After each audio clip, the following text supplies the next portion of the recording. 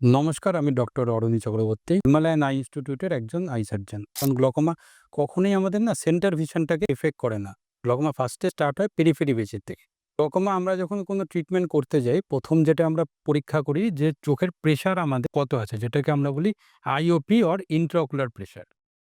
তারপরে আমরা চেক করি যে ভিজুয়াল ফিল্ড কতটা ড্যামেজ হয়েছে, আর আরেকটা টেস্ট করি আমরা ওসিটি আরএনএফএল বা আমাদের নার্ভের এক্সাক্ট ড্যামেজ কতটা হয়েছে, সেই অনুযায়ী আমরা ট্রিটমেন্ট স্টার্ট করি।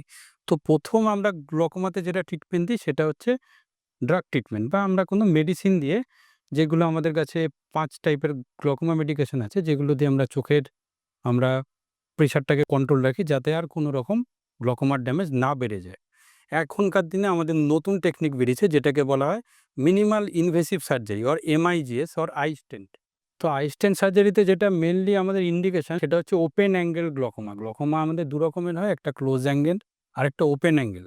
তো ওপেন অ্যাঙ্গেল কেস অফ গ্লকোমাতে আমরা আই স্টেন্ট সার্জারি করতে পারি। সেই ক্ষেত্রে যেন patient mild to moderate glaucoma যেন হয়। খুব সিভিয়ার যদি গ্লকোমা অলরেডি অনেকটা প্রোগ্রেস করে গেছে, পেশেন্টের ভিশন 80% এর বেশি চলে গেছে, সেই ক্ষেত্রে আই স্টেন্ট খুব একটা উপযোগী না। সেই ক্ষেত্রে আমরা সার্জারি বা ট্র্যাপ সার্জারিটা আমরা অ্যাডভাইস করে থাকি পেশেন্টকে।